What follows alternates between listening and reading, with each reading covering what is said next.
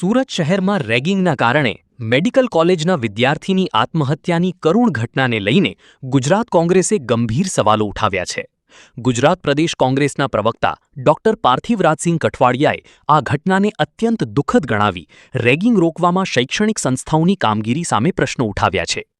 કોંગ્રેસના જણાવ્યા મુજબ યુજીસીની વેબસાઇટ પર ઉપલબ્ધ આંકડા પ્રમાણે ગુજરાતમાં વર્ષ 2022થી 2026 દરમિયાન રેગિંગની 86 ફરિયાદો નોંધાઈ છે, જ્યારે છેલ્લા 4 વર્ષમાં ગુજરાતની મેડિકલ કોલેજોમાં 23 ફરિયાદો નોંધાઈ હોવાનું કોંગ્રેસે જણાવ્યું છે.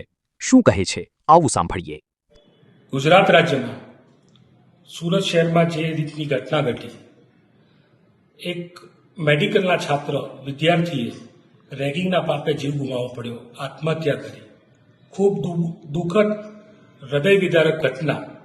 ગુજરાતમાં દિવસે ને દિવસે રેગિંગની ઘટનાઓ વધી રહી છે.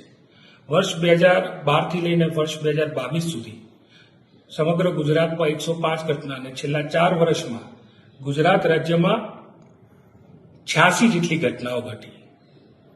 છેલ્લા 6 મહિનામાં એટલે વર્ષ 2026માં બીજે મેડિકલમાં 2 ઘટના, GMERS Gandhinagar, Himmatnagar, dental college Jamnagar, medical college Bhavnagar, Zydus medical college. આવી ઘટનાઓ રેગિંગની સામે આવી હોવા છતાં વર્ષ 2024માં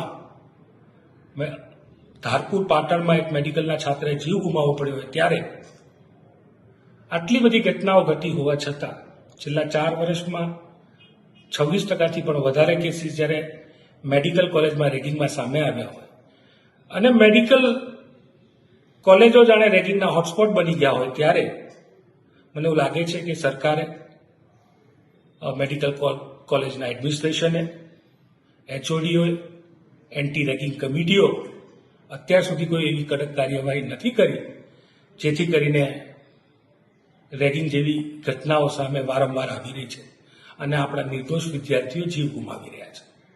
સરકારથી કડક માંગણી કરીએ છીએ કે જો 24 કલાકની અંદર FIR લોન્ચ ન થઈ હોય તો તાત્કાલિક FIR થાય.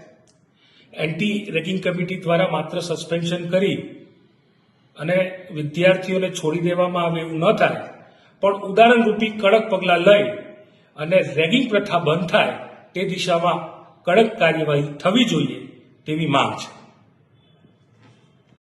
ऐसे ही अन्य खबरों के लिए चैनल को सब्सक्राइब कीजिए. खबरों का नोटिफिकेशन पाने के लिए बेल आइकॉन को जरूर दबाएं.